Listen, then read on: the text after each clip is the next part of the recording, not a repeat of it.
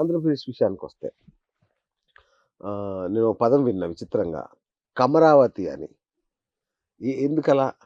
ఇప్పుడు మీకు ఆంధ్రప్రదేశ్‌లో ఏమవుతుందంటే, అమరావతిలో కమ్మాసే కాకుండా కాపులు, అందరూ ఇతర ఉన్నారు. కులాలు కూడా ఆ! ఉన్నారు. హ్మ్. అది వాస్తవమే. అయితే ఏమవుతుందంటే మీకు ఒకటే అండి, ఒక మాట చెప్తారు ఎప్పుడైనా సరే. మనం నిజాయితీగా ఉండటమే కాదు, ఉన్నట్టు కనపడాలి. కనబడాలి. ఓకే. అక్కడేమవుతుందంటే, నిజాయితీగా ఉన్నారని చెప్పట్లా. ఆ! నిజాయితీ లేదు, లేనట్టు కూడా కనపడతారు. ఓకే. ఓచ్చా! లేనట్టని బాహాటంగా ఉంటది అక్కడ. బాహాటంగా ఇది కనిపిస్తుంది. మాది రాజధాని. ఓహ్! ఇది మా ఊరు. మీకేమంటారు విజయవాడ గురించి? పైన పైన అమ్మవారు, కింద కింద కమ్మవారు. అవును. అంటే మరి ఏమంటారు ఎవరైనా? అంటే విజయవాడ అంటే ఓన్లీ కమ్మాళ్ళదేనా? దాన్ని మళ్ళీ త్రివిక్రమ్ డైలాగ్ అనుకుంటా. అవును. ఆయన త్రివిక్రమ్ రాయటం, దాన్ని గొప్పగా కమ్మ గ్లోబల్ ఫౌండేషన్‌లో చెప్పుకోవడం. హ్మ్. ఏంటండి ఇది? What is this kind of politics? ఇంకా హ్మ్. కాస్త. మరి మరి నన్ను అడుగుతారు. త్రివిక్రమ్ బ్రాహ్మణ్ అనుకుంటా కదా! అదే మా ఆయనదేం పోయింది? అదేలే. ఆయనదేం పోయింది? అంటే రాసేదేం అక్కడ పోయింది? ఉన్న నానుడినే ఆయన రాసుకోవాలా. ఆయన సినిమాని అమ్ముకోవాలి. అమ్ముకోవాలె. ఆ! డబ్బులు సంపాదించుకోవాలె. అంతే కదా వాళ్ళు చేసేది. అవును. ప్రజా ప్రయోజనాలు కాదు కదా ఇక్కడ కావాల్సింది. ఓకే. మార్కెట్ ప్రయోజనాలు. ఓకే. అందువల్ల మీరిప్పుడు ఈ రోజున తీసుకుంటే, ఈ విజయవాడ ఎంపీ ఎవరండి? హ్మ్. నాని పోతే చిన్ని వచ్చాడు. ఇద్దరు బ్రదర్స్. ఆ! తర్వాత గుంటూరు ఎంపీ ఎవరు? అది పెమ్మసాని. ఫేమస్. అంతకుముందు ఈయనుండే గల్లా ఆ! జయదేవ్ ఉండే. జయదేవ్. కమ్మ.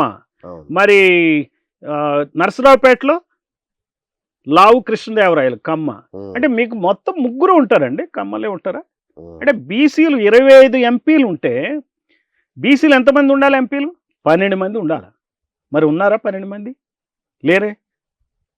అంటే మరి ఏమనాలి? ఆ నాడుని, ఆ 3, 4 జిల్లాల నాడుని కమ్మనాడు అనాలా? హ్మ్.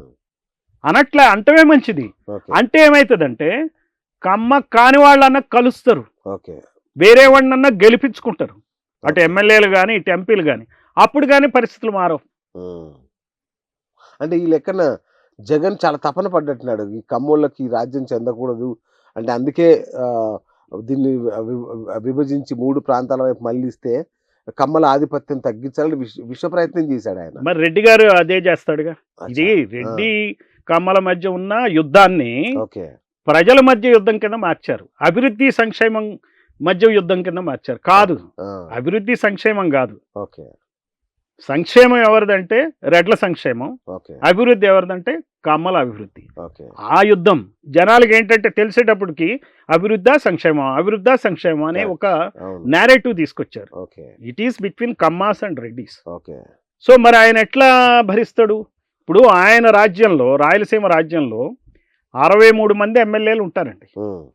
4 రాయలసీమ జిల్లాలు, ఒక నెల్లూరు కూడా రాయలసీమ లాంటిదే, కిందకి రెడ్ల జిల్లా. ఆల్‌మోస్ట్ అవును. ఆ! 63 ఉంటే అతను సీఎంగా ఉన్నప్పుడు ఎంతమంది ఎమ్మెల్యేలు ఉన్నారో తెలుసా మీకు?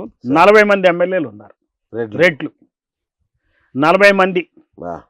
63 40 మంది రెడ్లండి. 6 బీసీలు ఉన్నారు. కానీ రాయలసీమలో బీసీల జనాభా ఎక్కువ ఉంటదనుకుంటా కదా! సగానికి పైనే ఉంటుంది. ఆ! అలానే ఇప్పుడు కూడా పరిస్థితి అదే. 27 మంది రెడ్లు, 12 మంది కమ్మలు, 39 మంది ఉన్నారు. ఏ బేస్ మీద ఉంటారు 40 మంది రెడ్డి, కమ్మ ఎమ్మెల్యేస్ అక్కడ రాయలసీమలో? ఎందుకంటే బీసీ అనేవాడిని నిలబడనివ్వరు. ఓకే. ఎస్సీలకి తప్పదు. వాళ్ళు రిజర్వేషన్ ఒప్పుకోవాల్సిందే. అవును. ఎస్సీ ఎమ్మెల్యేలు అవుతారు. ముస్లిమ్స్ కూడా 2, 3 ఎమ్మెల్యేలు, కనీసం 6 డజన్ కావాలి వాళ్ళు. హ్మ్. బలిజలు ఉన్నారు, బలమైన సామాజిక వర్గం. వాళ్ళ ఎమ్మెల్యే ఒక్కళ్ళు కానీ, ఇద్దరు కానీ. అంటే రెడ్ల యొక్క ఆధిపత్యం ఎంత ఉంటుందంటే, ఇక్కడ కమ్మల ఆధిపత్యమే ప్రపంచానికి తెలుసు. రెడ్ల ఆధిపత్యం ఇంకా నన్ను అడిగితే సోషియాలజిస్ట్ కూడా స్టడీ చేయలే, ఓకే. రాజకీయ విశ్లేషణలు కూడా స్టడీ చేయలే. ఇది రాయలసీమని స్టడీ చేయాల్సింది. రెడ్లు ఎంతమంది ఎక్కువ ఉన్నారో పేదరికం అంత ఎక్కువ ఉంది రాయలసీమలోనే, నిరుద్యోగం అంత ఎక్కువ ఉంది రాయలసీమలోనే, నిరక్షరాస్యత అంత ఎక్కువ ఉంది. ఇండియన్ యావరేజ్ కన్నా, కోస్తా ఆంధ్ర కన్నా ఎక్కువ పేదరికం 76% ఉంది రాయలసీమలో. 80% నిరుద్యోగులు ఉన్నారు. 40% మాత్రమే అక్షరాస్యులు ఉన్నారు. ఇక్కడ 20% దారుణంగా అనమాట, తక్కువగా ఉంది ఎక్కడ రాయలసీమలో. ఆ, మరి అక్కడ పాలకులు ఎవరు? రెడ్లు. రెడ్లు. అంటే రెడ్లు గొప్పవాళ్ళు అయితే ప్రజలు పేదవాళ్ళు ఎట్లయ్యారండి? నిరుద్యోగులు ఎట్లయ్యారండి? వీళ్ళకి సమర్థత ఉందని ఎలా చెప్తారు? ఒక బీసీ సర్పంచ్ని, ఒక ఎస్సీ సర్పంచ్ని చులకనగా చూస్తారు. వీళ్ళని ఎలా చూడాలి ఉమ్, నాకు చెప్పండి. వీళ్ళు చేసిన ఘనకార్యం ఏంటి? రాయలసీమలో ఏమైనా ఇండస్ట్రీస్ తెచ్చారా? రాయలసీమలో ఏమైనా నీటి వనరులు పెంచారా? మరి ఏం చేయలేకపోయారు. ఉమ్, మీకు మాచర్లో ఒక ఉంటుంది, సరే. అది మన బోర్డరింగ్ నల్గొండ నియోజకవర్గం. అక్కడే నాగార్జున సాగర్ ఉంటుంది. ఆ మాచర్లకి తాగునీటి సమస్య, సాగునీటి సమస్య ఏమంటే లిఫ్ట్ పెట్టి చేయలేరా? ఎంతసేపు సార్ అది? మరి ఎందుకు చేయరు? ఇప్పుడు లిఫ్ట్ ఇరిగేషన్ పెడితే వీళ్ళకి కూడా అవును. కమిషన్లు వచ్చి డబ్బులు తీసుకోవచ్చు కదా. అవును. ఎంత 100 కోట్ల ప్రాజెక్ట్ అంటే 6 కోట్లు 10 కోట్లు, 100కి 6 10 తీసేసుకోవచ్చు. అవును. నాయకులు చేసే పని, సీఎం స్థాయిలో జరిగేటువంటి అవినీతి అది.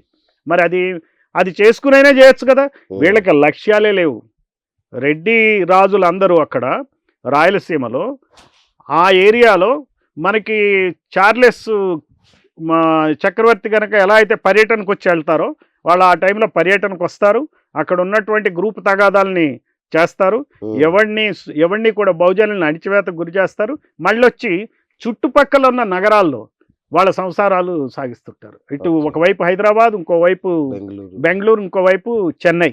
చాలా బ్రహ్మాండంగా ఉంది వాళ్ళకి ఆ వనరు. సో ఇక్కడ ఆస్తులు సంపాదించుకుంటారు. మీరు వాళ్ళ డేటా కనుక తీసినట్టయితే, మన ఎలక్షన్ కమిషన్ ఎలక్షన్ అఫిడవిట్లు ఉంటాయి కదా, అవి కనుక తీసినట్టయితే 1000 కోట్ల ఆస్తులు ఈ 3 నగరాల్లో ఉంటాయి. ఓకే. సో గ్రామాల్లోకి వెళ్ళాలా, ఎమ్మెల్యే పదవి చేపట్టాలా, గవర్నమెంట్ ద్వారా అటు ఉమ్మడి ఆంధ్రప్రదేశ్లో ఉన్నప్పుడు హైదరాబాద్లో ఆంధ్రప్రదేశ్ దోపిడీ, ఇప్పుడు ఆంధ్ర దోపిడీ ఓకే. చేసుకుంటూ 1000 కోట్ల ఆస్తులు చేసుకుంటారు. ఇంకొక విషయం ఉందండి, మీరు రాయలసీమలో చూడాల్సింది ఏంటంటే 63 నియోజకవర్గాల్లో 25 నియోజకవర్గాల్లో రెడ్డే ఉంటాడు, గెలిచినా ఓడినా అసలు ఓడినా కూడా అంతే, నాన్ రెడ్డి ఉండడు. ఇప్పుడు టీడీపీ పార్టీ బీసీల పార్టీ అయితే మరి చంద్రబాబు నాయుడు ఇన్నిసార్లు చీఫ్ మినిస్టర్ అయ్యాడు. ఆయన 4 సార్లు చీఫ్ మినిస్టరు, 3 సార్లు ఓడిపోయాడు. సో ఓడిపోయిన ఆయన బీసీల నాయకత్వాన్ని ఎందుకు డెవలప్ చేయలే చంద్రబాబు నాయుడు? మరి అది బీసీల పార్టీ అయితే అవును. అక్కడ బీసీలు ఇప్పుడు 8 మందే ఎమ్మెల్యేలు ఉన్నారు. మీరు ఇంకా వివక్ష చూడాలి అక్కడ. ఆ, అక్కడ వివక్ష ఏంటంటే బీసీలు మినిస్టర్లు ఉన్నారు, రెడ్ల మినిస్టర్లు ఉన్నారు. మంచి రోడ్డు భవనాల లాంటి శాఖలనేమో రెడ్డి మంత్రులకి, ఓకే. వేరే సంక్షేమ శాఖలేమో వీళ్ళకి. ఇదండి దానిలో- వివక్ష. దానిలో కూడా వివక్ష. సో నేను వివక్షకు గురవక్కర్లా. ఆ, ప్రపంచంలో జరుగుతున్నది గమనించి దోపిడీకి గురైన వాడే దోపిడీని అర్థం చేసుకోక్కర్లా. ఓకే. దోపిడీ జరిగేది మనకి ఆ రకమైనటువంటి మనకి ఆ జ్ఞాన చక్షువులు ఉంటే, ఓకే. మనకు ఆ రకమైనటువంటి యాటిట్యూడ్ ఉంటే మనం గమనించవచ్చు. ఓకే. అందుకనే ధనికుడు కూడా చాలా మంచివాడుగానే కనపడతాడు కదా. అవును. మంచి ధనికులు లేరా? ఎందుకు లేరు? అయ్యో, అందువలన లేకపోతే అవును. మీరు ఇందాక అన్న ప్రశ్నకు చెప్తున్నా, ఇది బాధతో వ్యక్తిగత బాధ కానీ వ్యక్తిగత స్వార్థం కానీ ఉంటే ఈ బహుజన్ సమాజ్ పార్టీలో చేరి ఉండి పని చేయటానికి కాదు. ఓకే. ఇది నిస్వార్థంగానే ఉండి ఏమీ ఆశించకుండా పని చేస్తేనే ఇటువంటి పార్టీలో ఉండగలం, ఇలాంటి విషయాలు చెప్పగలం. ఓకే. రైట్. కానీ మీ దగ్గర డబ్బులు లేవని అనుకుంటున్నా నేనైతే. అంటే నిజాయితీ పడిన ఆఫీస్ కాబట్టి డబ్బులు లేవని అనుకుంటున్నా. సో డబ్బులు లేకుండా ఈ వ్యవస్థలో, ఈ రాజకీయ వ్యవస్థలో ఏం చేయగలరని మీరు? నా వరకు నేను మీకు ఇందాకే చెప్పా, నా లక్ష్యాలు ఏంటి? ప్రజలని ఎడ్యుకేట్ చేయటం. ఓకే. ఈ రోజున మనకి టెక్నాలజీ ఉంది, సొసైటీ మనం ఏ ఒక్కరి చేతుల్లో ఉండే రోజులు కాదు. ఓకే. అందుకనే ఈ కులాలు కూడా ఈ రోజున మీరు బీజేపీ కూడా ఇబ్బందులు పడింది, ఉమ్. ఇబ్బందులో పడి అంతే కదండి. అవును, అంతే కదా. అంతే కులగణన గురించి ఆర్ఎస్ఎస్ Yes. ఓకే అన్న ధోరణికి వచ్చింది కదా. అవును. అలాగే ఏ కాంగ్రెస్ పార్టీ అయితే కులగణనని పట్టించుకుంది, బీసీలను పట్టించుకుంది, కులగణన చేయాలని రాహుల్ గాంధీ రోజు మాట్లాడుతున్నాడు కదా. ఇదంతా ఏంటి కారణం? మెయిన్ మీడియా కాదు, ఇది okay. Social media. Oh, social మీడియాలో కార్యకర్తలు ఈ రోజున చాలా వేలటువంటి ఈ బహుజనులు కానీ స్టూడెంట్స్ కానీ ఉన్నారు. ఇది ప్రజలకి వెళ్ళిపోతుంది, వర్డ్ ఆఫ్ మౌత్ లాగా వెళ్ళిపోతుంది అన్యాయాలు. ఓకే అందుకని అందరికి టఫ్ అవుతుంది. ఓకే ఓకే ఇప్పుడు చీఫ్ మినిస్టర్స్ చెయ్యక అభ్యర్థి తప్పని పరిస్థితి వస్తుందా? తప్పని పరిస్థితి. ఇప్పుడు ఈ రోజున చీఫ్ మినిస్టర్స్ అభ్యర్థులు ఉన్నారు అవును మన 2 తెలుగు రాష్ట్రాల్లో. అవును ఎలక్షన్కి ఎంత ఖర్చు పెడతారు చెప్పండి? కనీసం 4-5 వేల కోట్లు ఖర్చు పెడుతున్నారా? ఓడిన ఆయన 4-5 వేలు ఖర్చు పెట్టుంటాడు, గెలిచిన ఆయన 4-5 వేలు ఖర్చు పెట్టు. ఉమ్. మరి ఎందుకు ఖర్చు పెట్టాల్సి వస్తుంది? ప్రజలు అమాయకులు కాదు, ప్రజల్ని మభ్యపెట్టి ఎట్లా కొట్ట డిఫరెంట్ ఎలాగైనా ఓట్లు ఆకట్టుకుని లాగాలి, ఆ. గెలవాలి అంటే అంత కష్టమవుతుంది. 30 years బ్యాక్ లేదు ఇంత కష్టం ఈజీ కాదు. సో ఇప్పుడు చాలా ఇంత కష్టం కాదు 30 years బ్యాక్, అవును. ఇప్పుడు అంత కష్టం అవుతుంది. అందువల్ల నేనేమంటానంటే పైసలు అక్కర్లా, అచ్చా పైసలు అవసరం లేకుండా చేయొచ్చు, చేసి సక్సెస్ఫుల్ అయిన వాళ్ళు ఉన్నారు. ఈ వాదాన్ని ప్రజలకు పంచితే చాలు, ఓకే పంచుకుంటూ పోతే వాస్తవాలు తెలిస్తే ఈ ప్రభుత్వాలు కట్టడి చేస్తే చాలు మనం.